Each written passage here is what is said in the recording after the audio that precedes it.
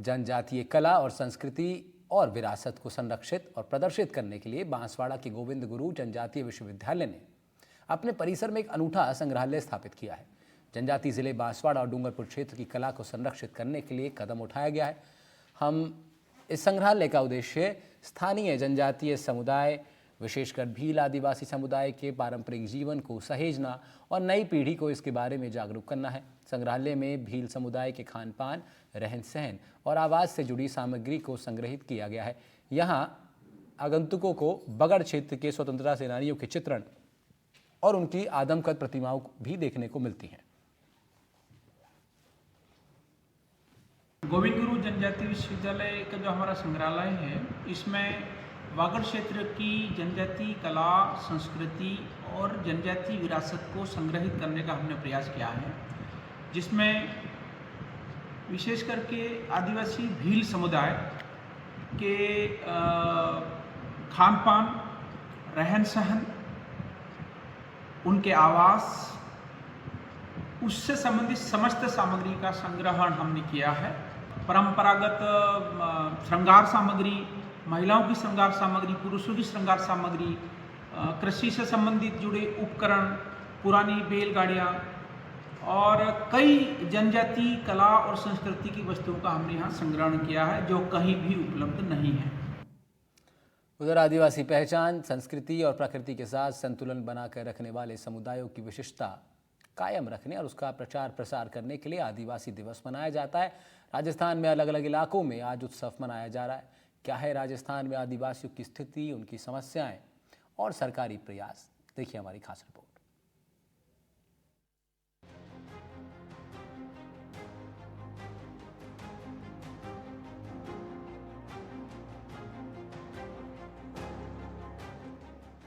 राजस्थान में आदिवासी आबादी करीब 14% है, लेकिन राजस्थान के दक्षिणी हिस्से में आदिवासियों की बड़ी आबादी रहती है। बांसवाड़ा, डूंगरपुर, प्रतापगढ़, उदयपुर जैसे जिलों में आदिवासी आबादी की बहुलता है। दक्षिणी राजस्थान का ये इलाका धोरों से नहीं बल्कि अरावली की पहाड़ी और द्वीपों से पहचाना जाता है। यहाँ प्रकृति के रंग के साथ साथ लोक संस्कृति के भी कई चटक रंग देखने को मिलते हैं। इन रंगों में राजनीति का नया रंग भी खुला है। आदिवासी पहचान और अस्मिता के साथ साथ जल, जंगल और जमीन की राजनीति करने वाली भारत आदिवासी पार्टी ने इस इलाके में तेजी से पांव पसारे हैं। साल भर पुरानी पार्टी के पास 3 विधायक और 1 सांसद हैं। अब ये बीजेपी, कांग्रेस के बाद राजस्थान की तीसरी सबसे बड़ी पार्टी बनकर उभरी है। लोग इस पार्टी को एक विकल्प के रूप में देख रहे हैं।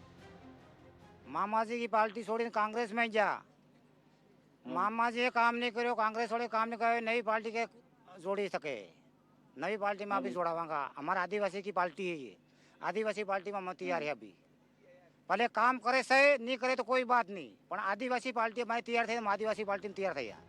आदिवासी पार्टी अब भील प्रदेश की पुरानी मांग को फिर से उठा रही है।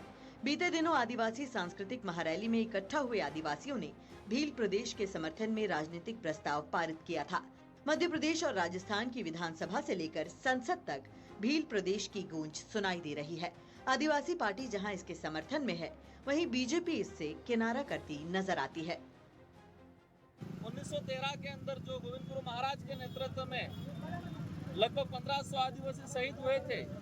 इन शहीद हुए आदिवासियों की जो उस समय डिमांड थी कि अलग से भील प्रांत बनाया जाए, लेकिन इतिहासकारों ने अलग से भील प्रांत की जो मांग को एक भक्ति आंदोलन के रूप में शो कर दिया सिर्फ, लेकिन ये जो भील प्रदेश की जो अलग से डिमांड थी, इस इतिहासकारों ने दबा दिया गया है। आज की युवा पीढ़ी जागरूक हो गई है और ये भील प्रदेश की जो मांग है वो तेजी से बढ़ी।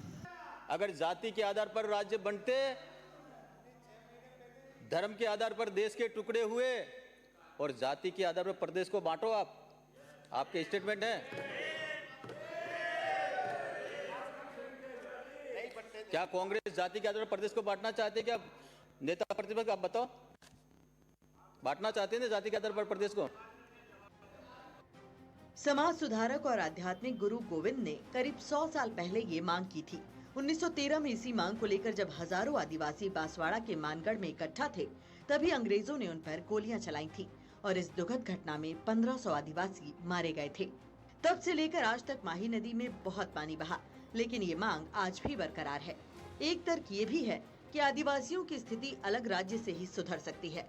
हालांकि दक्षिणी राजस्थान के इलाके में अनुसूचित क्षेत्र का निर्माण किया गया है। आदिवासी बहुल इलाकों के विकास के लिए राजस्थान में जनजाति क्षेत्रीय विकास विभाग की स्थापना की गई थी। बात अगर प्रदेश में आदिवासियों की स्थिति की करें तो राजस्थान में 12 जनजातियों को अनुसूचित जनजाति माना गया है। भील, मीना, सेहरिया, डामोर, गरासिया, धानका इनमें शामिल हैं। राजस्थान के 8 जिलों में 5,696 गांव अनुसूचित क्षेत्र में हैं।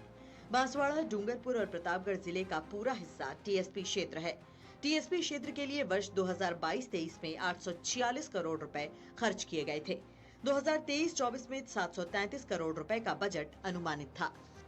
जनजाति क्षेत्रों में विकास के साथ साथ आदिवासी संस्कृति एवं परंपरा को ध्यान में रखकर कई कानून बनाए गए, लेकिन उनमें से कुछ सही से लागू नहीं हो पाए। ऐसा ही एक कानून है पेसा कानून। आदिवासी समाज अपनी परंपरा और अपनी संस्कृति को बचाए रख सके और उसके साथ साथ विकास की राह में शामिल हो, यही इसी सोच के साथ भारत सरकार ने 1996 में पेसा कानून बनाया था और राज्यों से ये कहा था कि वे अपने हिसाब से इसके नियम बना सकते हैं।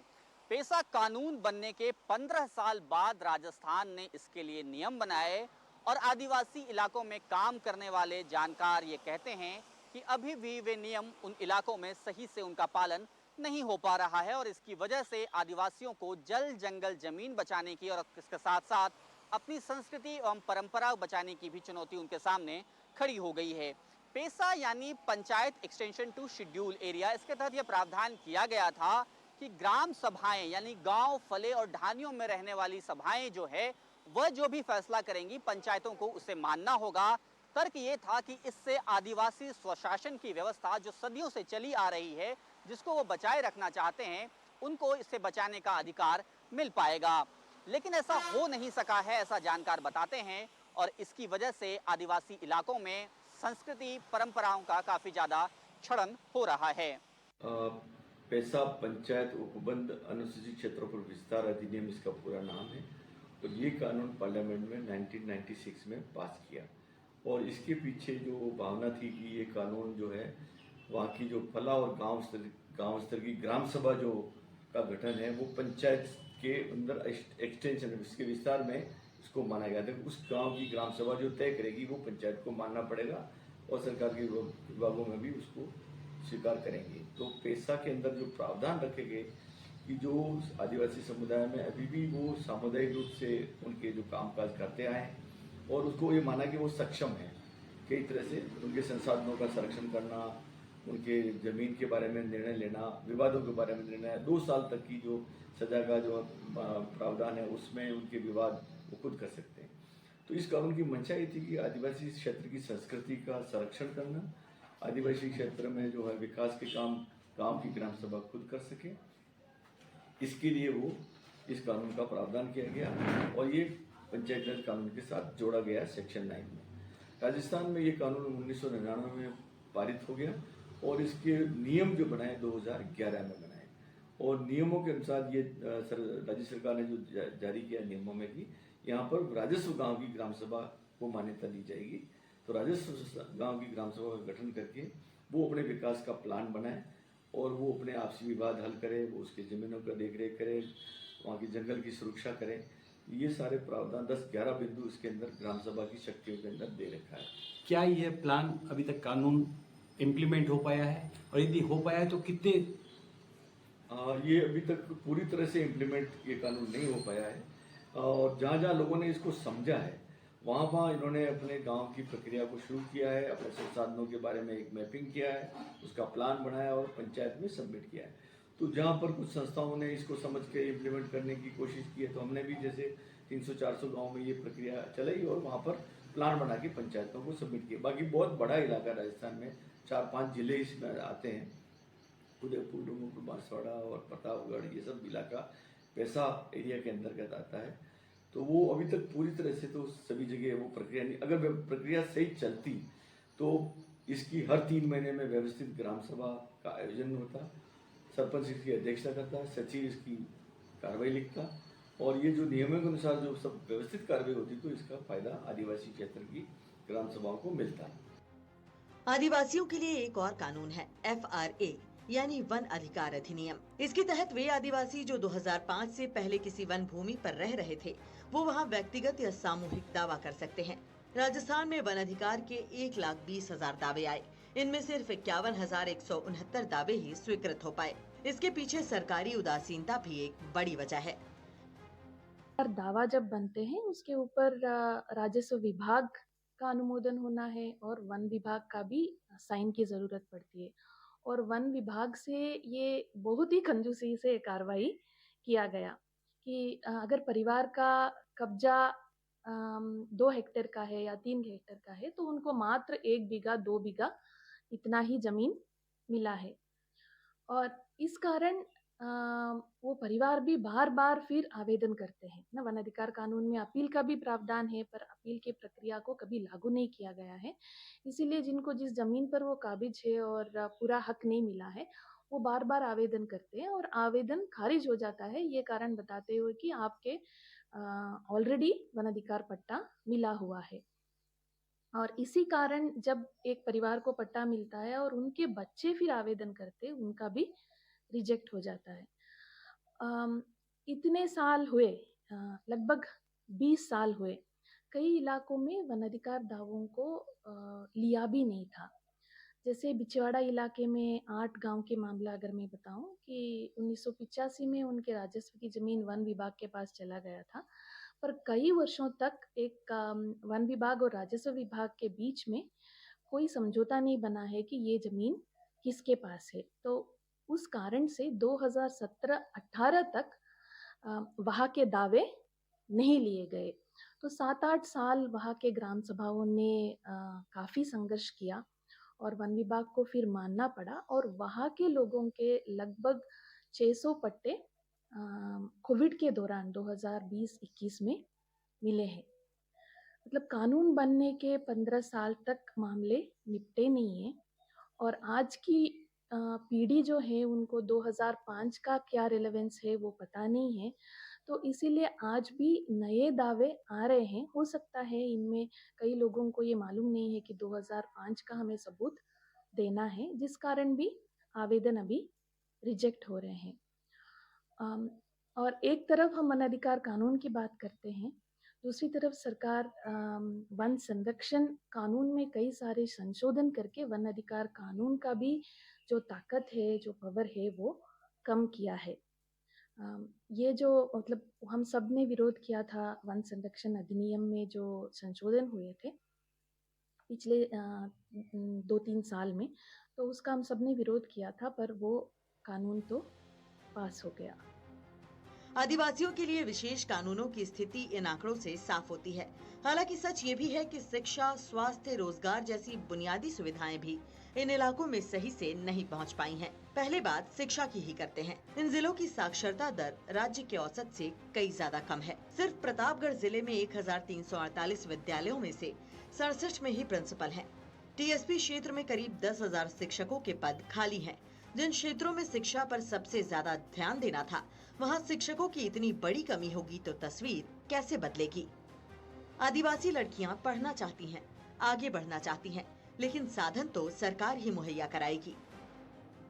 आदिवासी दिवस के मौके पर कोचिंग सिटी कोटा से बड़ा संदेश भी है, क्योंकि कोटा में आदिवासी यूनिवर्सिटी भी बनाई गई है। देश की पहली निजी क्षेत्र की आदिवासी यूनिवर्सिटी है और इस यूनिवर्सिटी के खुलने के बाद उच्च शिक्षा के क्षेत्र में कोटा और आसपास के जो ज़िले हैं वहाँ के लोगों के जो बच्चे हैं उनका उच्च शिक्षा के क्षेत्र में ये एक बड़ा फ़ायदा जो है अब देखा जा रहा है। लेकिन युवाओं के सामने क्या चुनौतियाँ हैं, कुछ युवा मेरे साथ हैं, ये तमाम लोग जो है प्रतियोगी परीक्षाओं की तैयारी भी कर रहे हैं और सिविल सर्विसेज की भी तैयारी कर रहे हैं। जी, क्या मानते हैं आप, आज आदिवासी दिवस है, आप लोग बिल्कुल परंपरागत ड्रेस में आए, कितनी चुनौतियाँ मानते हैं आप युवाओं को लेकर? वैसे तो युवा हमेशा मतलब शिक्षा पिछड़े रहते हैं, हर क्षेत्र शिक्षा के क्षेत्र में हमेशा ही पिछड़े रहते हैं और खासकर कि बालिकाओं। तो हमें मतलब यही संदेश देना है कि आदिवासी दिवस के इस शुभ अवसर पर जो हमें आज बोलने का मौका मिल रहा है, तो हम बताना चाहते हैं कि जो बैकवर्ड एरिया होता है और जो आदिवासी समाज की जो बालिकाएं हैं, जो आर्थिक रूप से कमज़ोर होती है और जो शिक्षा के क्षेत्र में आगे नहीं बढ़ सकती है तो उनको आगे लाया जाए।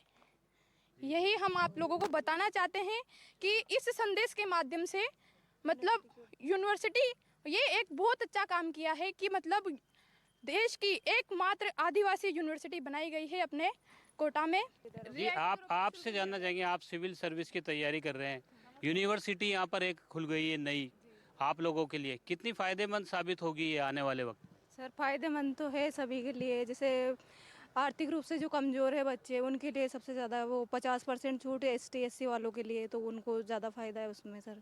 और सभी के लिए, वैसे सभी के लिए सभी कोर्सेज उपलब्ध है, क्वालिटी एजुकेशन है, अच्छा है यहाँ पे सब ठीक। क्वालिटी एजुकेशन है। और युवा क्या सोचता है आज के दिन, अब क्योंकि आप लोगों का समय आने वाला वक्त, कितनी चुनौतियां हैं आदिवासियों के लिए और ये यूनिवर्सिटी से कितना आप लोगों को लगता है कि सर्वाइव कर पाएंगे और दूसरे बच्चों को भी फ़ायदा हो सके?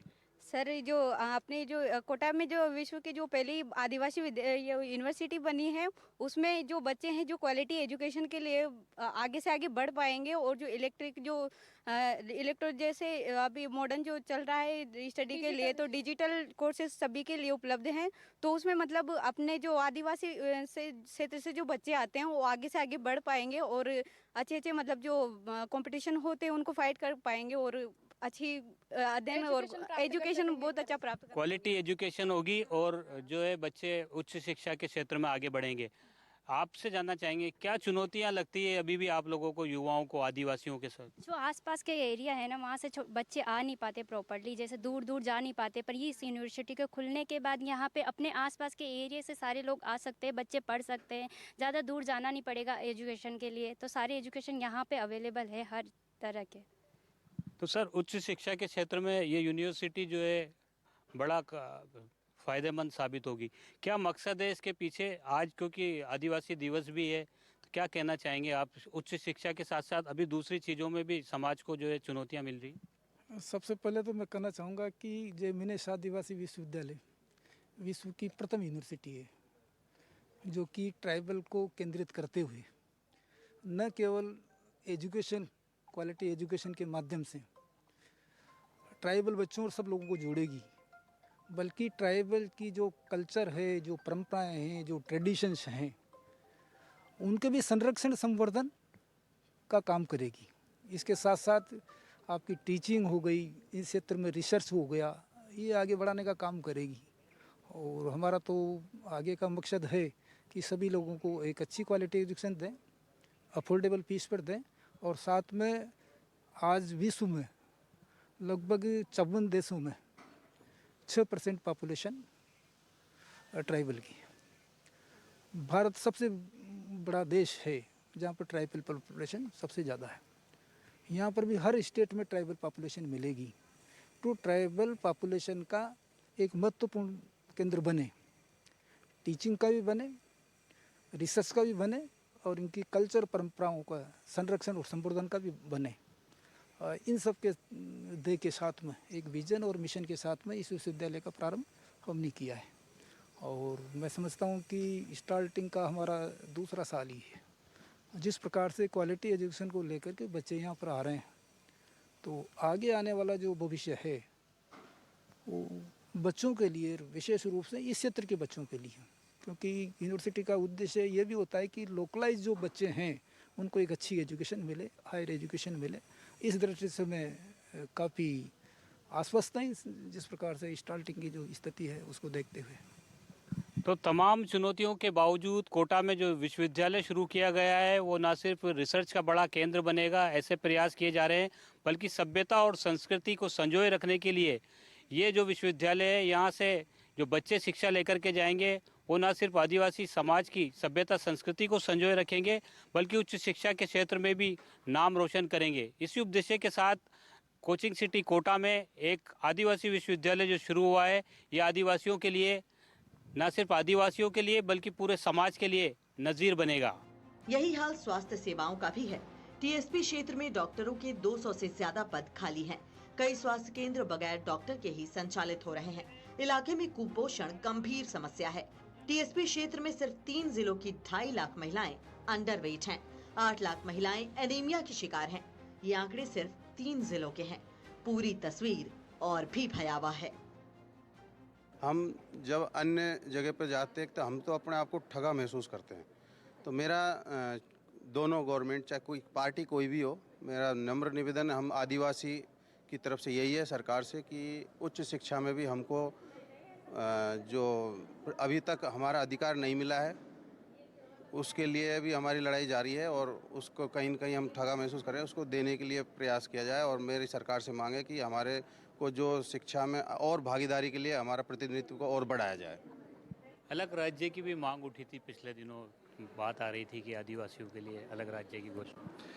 ये सर हमारे जनप्रतिनिधि जैसा समाज के हित में समझते हैं, क्योंकि हम प्रकृति पूजक हैं और प्रकृति की रक्षा करते हैं। हमने कोरोना काल में देखा कि हमें ऑक्सीजन की कितनी आवश्यकता थी।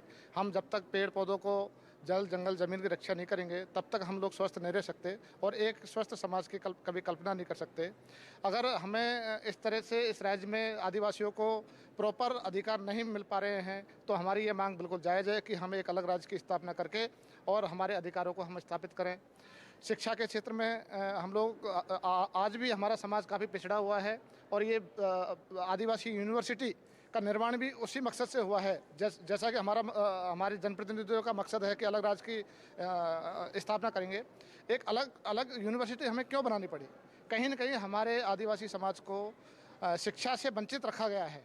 इस आदिवासी यूनिवर्सिटी में हमारा समाज शिक्षा, इसके माध्यम से एक शिक्षा की ओर बढ़े और हमारे बच्चों को हम एक उच्च शिक्षा इस यूनिवर्सिटी के माध्यम से दिलवा पाएँ, जिससे कि हमारा जो पिछड़ा वर्ग है उसमें एक समानता आ सके। इन इलाकों में रोजगार के समुचित साधन नहीं है। लोगों को कमाने के लिए अहमदाबाद और सूरत जैसे इलाकों में जाना पड़ता है। समस्याएं तो बहुत सारी है। सबसे बड़ी तो ट्रांसपोर्टेशन की, ट्रेन है नहीं तो जो भी है प्रोडक्शन यूनिट वगैरह कुछ भी नहीं है यहाँ पे और हर चीज़ महंगी मिलती है क्योंकि एक ही जरिया है, रोड बाय रोड ही सारा जो भी आवागमन है सामानों का वो होता है, तो वो सब महंगा ही है यहाँ पे। और दूसरा रोजगार का भी है, यहाँ रोजगार इतने हैं नहीं तो लोगों को जाना पड़ता है, बाहर पलायन करना पड़ता है। कोई अहमदाबाद जा रहा है, कोई कहीं मजदूरी करने जा रहा है, लोग कुवैत जा रहे हैं। हमारे बांसवाड़ा डूंगरपुर से बहुत सारे लोग कुवैत जाते हैं, तो यहाँ समस्याएं तो बहुत सारी है। पिछड़ेपन का दंश झेल रहे इस इलाके में खूब राजनीतिक बिसात बिछाई जाती रही है। संघ के वनवासी कल्याण आश्रम के तहत बीजेपी ने अपनी जमीन मजबूत की है, तो वहीं आदिवासी पार्टी ने इन दिनों पहचान और अस्मिता की राजनीति के सहारे यहाँ मजबूत दखल दी है। बीते कुछ सालों में राजस्थान में आदिवासी अस्मिता, पहचान और प्रतीकों की राजनीति खूब हुई है, लेकिन आंकड़े यह बताते हैं कि ये राजनीति भी आदिवासियों को वो बुनियादी सुविधाएं मुहैया नहीं करवा पाई हैं जिसके लिए वे सालों से इंतजार कर रहे हैं।